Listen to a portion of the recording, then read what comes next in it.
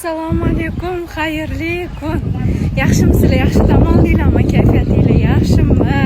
Biz yana bitta kunni boshlab oldik. Вообще mazza qilib, вообще dam olmayman. Ishoninglar, shunaqa charchagan ekanman to'g'risi. Shunaqa to'yib, uxlab mazza qilyapman. Kayfiyatim ham вообще super.